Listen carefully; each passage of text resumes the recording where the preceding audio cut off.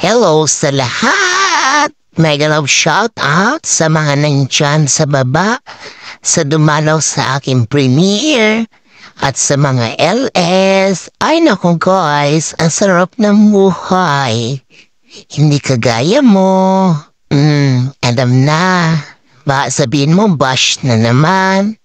Baka sabihin mo ikino-content na naman. Kayo ba yung nandito sa video? Kayo ba yung pinapangalanan ko? Kasi yung ikino-content magkaiba sa sinasabi. Diba? Ayan, papunta po kami niyan sa iba yung lugar na kung saan makikilamon kami. Ay, Diyos ko, die. Sandali lang. Ayan guys, sa mundo ng YT, ipapaliwanag ko lang ha. Sa mundo ng YT, kung hindi kayo sanay, oy, paulit-ulit mads, kabado, char.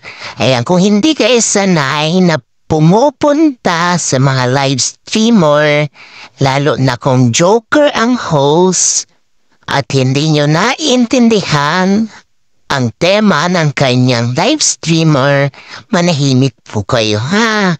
Lalo na kung hindi kayo vlogger or live streamer. Sinong iniintay nyo? Sige, magpunas pa dyan ng sunscreen, chika. Ayan, habang kami ay naghihintay ng green sign para tumawid ang mga tao, hindi mga hayop na katulad mo. Ayan, waiting kami dyan. At sige pa, chika. Sige, punas ng sunscreen. Dahil napakatindi na yung balat.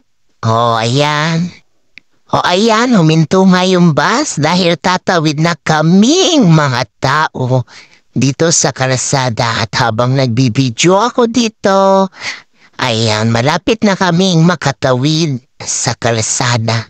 At sana ba tayo nahinto, guys? Ayun, sa mga hindi sanay sa kalakaran ng joke, sa kalakaran ng YT, please lang, lumayo kayo. At kung gusto nyo naman sumali sa mga bordagulan, go kayo. Pero bawal na bawal ang pikon sa larangan ng YT. Lalo na kung ang host ay masyadong ma-joke. Hindi yung iba ha. Yung mga iniisip kasi ng iba. Porque, ayun, may ekla-ekla boss sa live streamer, maaagaw na ang kanilang jowa. Ayan. Pag jowa pa lang kayo, huwag kayo maghigpit guys. Pag jowa pa lang kayo at wala pang title.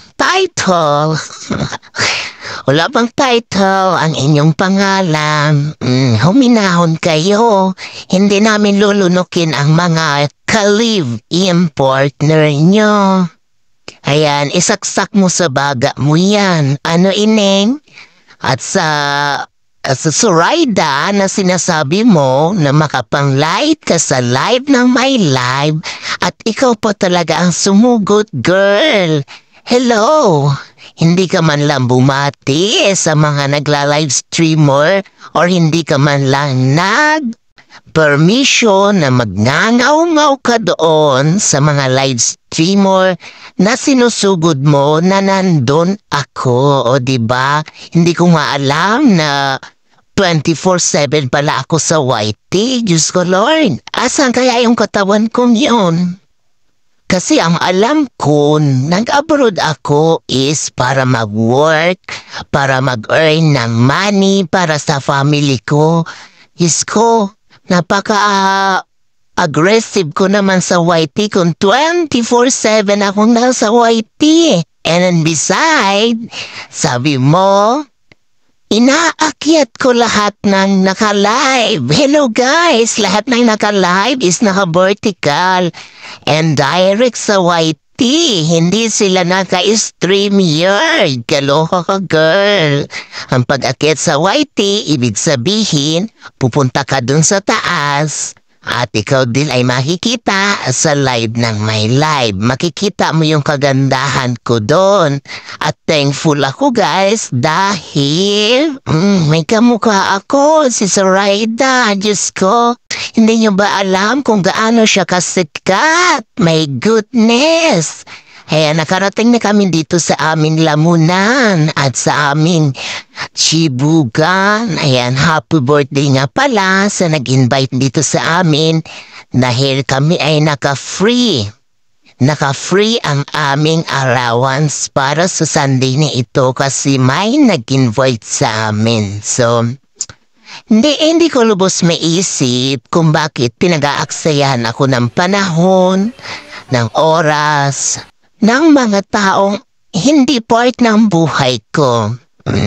Sarap mong ilublob dito, girl, oh. So, ang intention ko kasi is, ma-reach niya ang kanyang kailangan. So, ako naman si tulong here, offer here, para naman maranasan niya ang mga nararanasan namin bilang live streamer na merong kinikita kahit kakapiranggot. Ayan.